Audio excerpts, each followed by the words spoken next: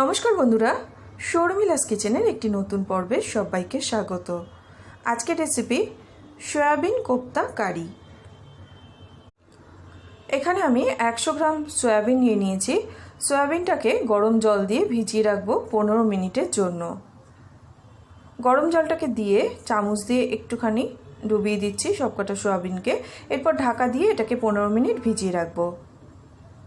15 minute বাদে এবার সয়াবিনগুলোকে এইভাবে হাতে চাপ দিয়ে দিয়ে জলটা বের করে দিতে হবে। যতটা সম্ভব জল কিন্তু চেপে বের করে ফেলতে হবে, না হলে কিন্তু কোপ্তা করার সময় সয়াবিনে একটা জলজলে ভাব থেকে যাবে।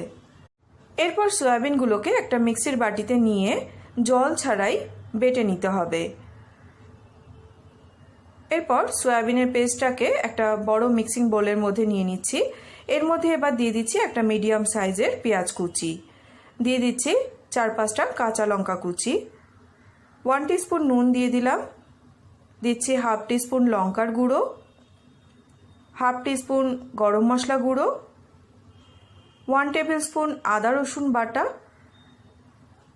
1 মুঠো ধনে পাতা কুচি দিয়ে দিচ্ছি, আর দিয়ে দিচ্ছি একটা সেদ্ধ করে রাখা আলু। এরপর 2 টেবিল স্পুন বেসন দিয়ে খুব ভালো করে এটাকে মেখে নিতে হবে। মাখতে মাখতে যদি আপনাদের দরকার হয় তাহলে আরও একটু বেসন অ্যাড করতে পারেন, তবে মাখাটা ঠিক এরকম হবে। এবার কোপ্তাগুলো তৈরি করে নেব। হাতের তালুতে একটু সাদা তেল মাখিয়ে নিলাম। ছোট ছোট বলের আকারে কোপ্তাগুলোকে এইভাবে তৈরি করে নিলাম। কোপ্তাগুলো তৈরি করে নেওয়ার পর এরপর শুকনো ময়দায় এইভাবে একটু ঘুরিয়ে নিচ্ছি। কোপ্তার গায়ে এইভাবে যদি শুকনো ময়দা মাখিয়ে নেওয়া যায় তাহলে ভাজবার সময় কোপ্তাগুলো ভেঙে যাবে না।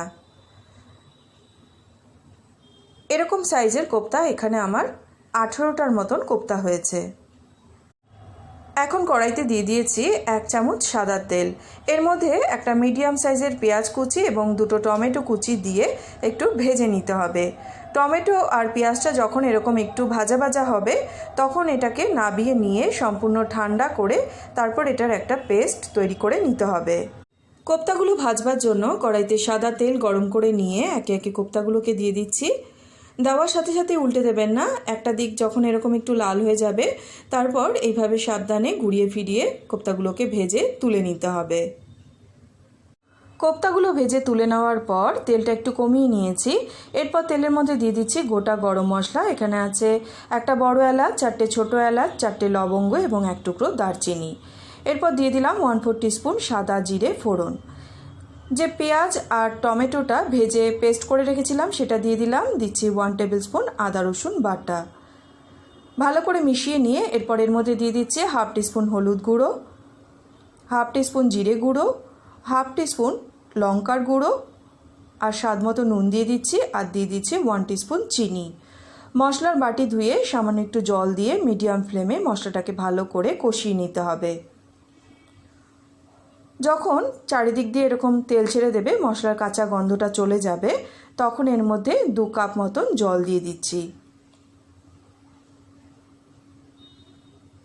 ঝোলটা ভালোভাবে ফুটে উঠলে এরপর একে একে ভেজে রাখা কোপ্তাগুলোকে ঝোলের মধ্যে দিয়ে দিচ্ছি। কোপ্তাগুলোকে দিয়ে এটাকে এইভাবেই রান্না করতে হবে আরও 5-7 মিনিটের জন্য। আপনারা ঠিক যতটা গ্রেভি খাবেন তার থেকে একটু বেশি গ্রেভি রাখবেন, কেননা ঠান্ডা হলে কোপ্তাগুলো কিন্তু একটু গ্রেভি টেনে নেবে। এরপর নামানোর আগে ওপর দিয়ে ছড়িয়ে দিচ্ছি 1/2 টিস্পুন গরম মশলা গুঁড়ো, দিয়ে দিচ্ছি কসুরি মেথি আর কিছুটা ধনে পাতা কুচি। ভালোভাবে মিশিয়ে নিয়ে 5 মিনিট ঢাকা দিয়ে রেখে তারপর সার্ভ করে দেব। এই সয়াবিন কোপ্তা কারি আপনারা ভাত, রুটি, পরোটা যে কোনো কিছুর সাথে সার্ভ করতে পারেন। অসাধারণ খেতে হয়। রেসিপিটি আপনাদের কেমন লাগলো অবশ্যই কিন্তু আমাকে লিখে জানাবেন। আপনাদের যদি কোনো রেসিপি আমার কাছ থেকে জানার থাকে সেটাও আমাকে কমেন্ট করে জানাতে পারেন। ভালো লাগলে একটা লাইক করে ভিডিওটি শেয়ার করে দেবেন এবং আমার চ্যানেলটি যদি এখনও সাবস্ক্রাইব না করে থাকেন তাহলে প্লিজ সাবস্ক্রাইব করে নিয়ে পাশে থাকা বেল আইকনটি প্রেস করে দেবেন। আজ এই পর্যন্ত বন্ধুরা, দেখা হবে নতুন কোনো রেসিপি নিয়ে। সবাই খুব ভালো থাকবেন, সুস্থ থাকবেন।